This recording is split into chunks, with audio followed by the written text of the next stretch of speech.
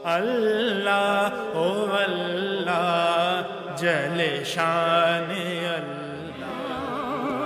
قرآن کریم اللہ کی آخری کتاب ہے اور دین اسلام آخری دین ہے۔ اللہ تعالیٰ جل شانہ نے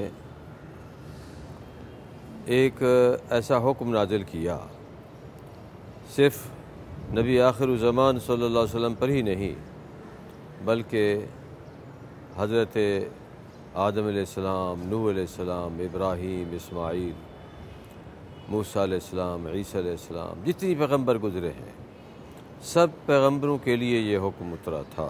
خصوصاً اس پر عمل درآمد ہوا نوح علیہ السلام کے زمانے سے، کیونکہ کفر کا آغاز نوح علیہ السلام کے زمانے سے ہوا، اور یہ حکم جہاد نازل ہوا۔ ارشاد ہوا کہ جو لوگ اللہ کی توحید کے آگے آڑے آتے ہیں اور اللہ کی توحید کے خلاف وہ اپنا مشن آگے بڑھاتے ہیں تو ان کو تبلیغ کرنا چاہیے۔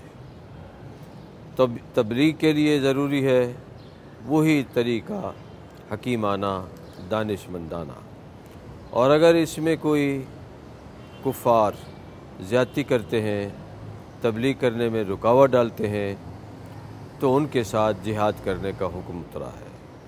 اس لیے اللہ تعالیٰ نے نبی آخر الزمان صلی اللہ علیہ وسلم کو فرمایا کہ اے نبی صلی اللہ علیہ وسلم، جاہد الکفار والمنافقین واغلظ علیہم۔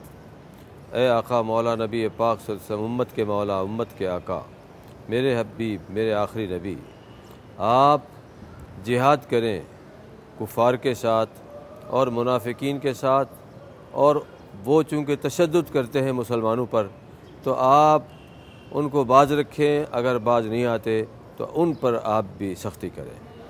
یہ نبی کریم صلی اللہ علیہ وسلم کا طریقہ رہا۔ اسلام میں جہاد جو ہے یہ ایک مدافعانہ جنگ ہے۔ اسلام اس بات کو پسند نہیں کرتا کہ پرامن لوگوں پر تلوار اٹھائی جائے، پرامن لوگوں پر کوئی ظلم و ستم کیا جائے۔ اگر کوئی کافر ہے، کوئی یہودی ہے، کوئی عیسائی ہے، کوئی ہندو ہے، کوئی سکھ ہے، کوئی بھی اس کا مذہب ہو، اگر وہ پرامن طریقے سے رہ رہا ہے تو اسلام اس کو تنگ نہیں کرنے کا روادار، نہ اس کو ستانے کا روادار ہے۔ البتہ آپ دیکھ رہے ہیں کہ نبی کریم صلی اللہ علیہ وسلم مکہ مکرمہ میں رہے، اور اس دوران آپ پر طرح طرح کی زیادتیاں ہوتی رہیں، آپ کے ماننے والوں پر ہوتی رہیں۔ کوئی تلوار نہیں اٹھائی گئی، کوئی گوریلا جنگ نہیں لڑی گئی، اور حالانکہ یہ سب کچھ کر سکتے تھے مکے میں مسلمان، اور ان کے سرداروں کو خفیہ طریقے سے مار سکتے تھے، لیکن اسلام اس بات کا روادار نہیں ہے۔ نبی کریم صلی اللہ علیہ وسلم جب مدینہ شریف تشریف لے گئے، اللہ کے حکم سے ہجرت فرمائی، تو انصار میں سے ایسے لوگ بھی تھے جو گوریلا جنگ لڑ سکتے تھے۔ انہوں نے کہا یا رسول اللہ ہمیں اجازت دیں، ہم جا کر مکے کے ان سرداروں کے سر کاٹ کر لاتے ہیں جنہوں نے آپ کو ستایا اور تنگ کیا۔ آپ نے فرمایا نبی اللہ لا یغدر، اللہ کا نبی کسی سے دھوکہ کرنے کا روادار نہیں ہے، بلکہ امت کو آپ نے اس بات کی اجازت نہیں دی کہ امت کسی کے ساتھ دھوکہ کرے۔ اس لیے دھوکے والی لڑائی جو ہے اسلام اس کو قطعاً پسند نہیں کرتا۔ یہ خود کش حملے اور اسی طرح کے بمباری، یہ اسلام میں اس کا کوئی تصور ملتا ہی نہیں ہے۔ نبی کریم صلی اللہ علیہ وسلم کو بلکہ قرآن نے کہا وَإِن جَانَاهُ لِلسِّلْمِ فَجْنَا لَهَا، اگر غیر مسلم لوگ صلح کا، دوستی کا آپ کے آگے ہاتھ بڑھائیں تو آپ بھی ان کے لیے ہاتھ بڑھا دیں۔ یہ دیکھیے کتنا اسلام پرامن طریقے کا یہ سبق دے رہا ہے کہ کسی کے ساتھ، حتیٰ کہ جہاں جنگ یا جہاد ہوتا تھا تو نبی کریم صلی اللہ علیہ وسلم کی خاص ہدایت ہوتی تھی کہ وہاں بوڑھوں کو نہیں ستانا، عورتوں کو کچھ نہیں کہنا، بچوں کو کچھ نہیں کہنا، حتیٰ کہ درختوں تک کو نہیں کاٹنا، کھیت کو نقصان نہیں پہنچانا۔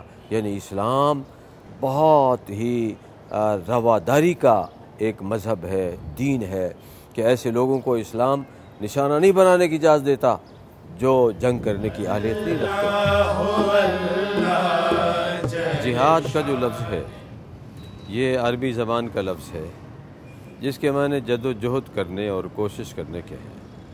کوشش اللہ کی رضا کے لیے، کوشش معاشرے کی اصلاح کے لیے، کوشش افراد کی فلاح و بہبود اور ترقی کے لیے، کوئی بھی اچھی کوشش ہو اس کو اسلام جہاد کا نام دیتا ہے۔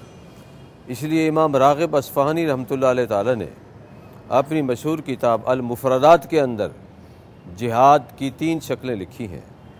ایک جہاد بالسیف ہے، یعنی تلوار سے جہاد کرنا، مسلح اسلحے کے ساتھ جہاد کرنا۔ دوسرا قلم کے ساتھ جہاد کرنا۔ تیسرا زبان کے ساتھ جہاد کرنا۔ زبان کے ساتھ جہاد کرنے کا مطلب یہ ہے کہ تبلیغ، لوگوں کی اصلاح، لوگوں کے کردار کو ٹھیک کرنا اور ان کی اخلاقی تربیت کرنا، یہ جہاد باللسان ہے۔ اس کا بھی بہت بڑا درجہ ہے۔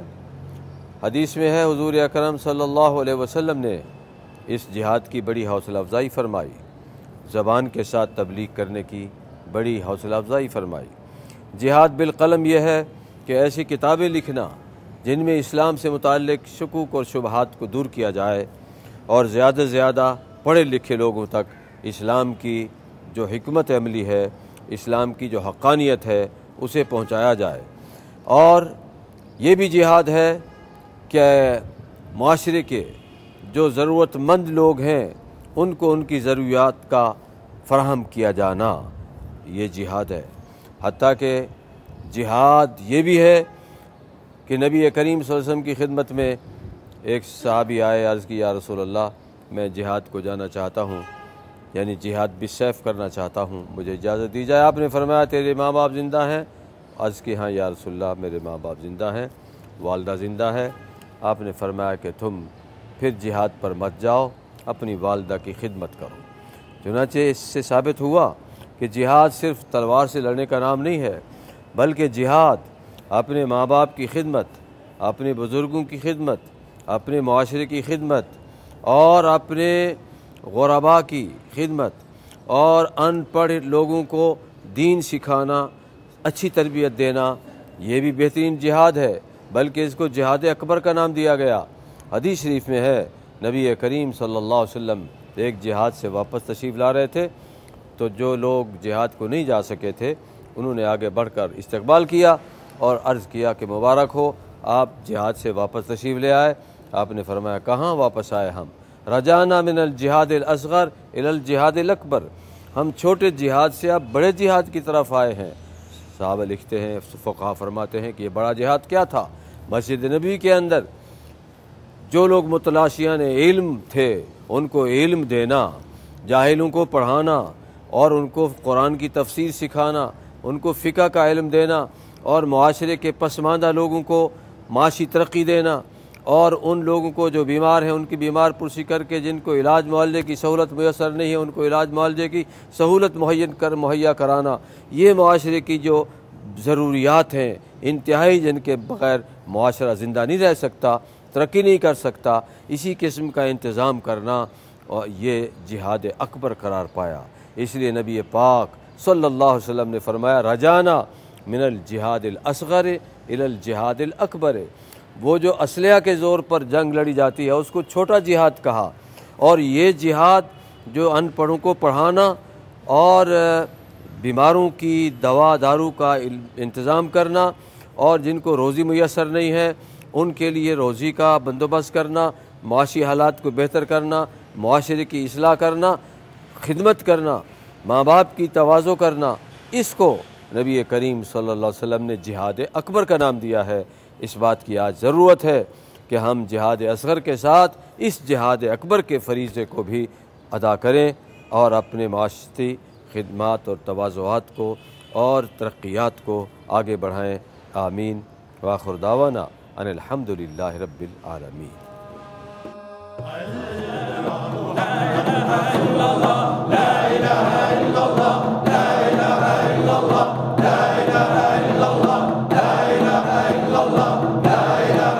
لا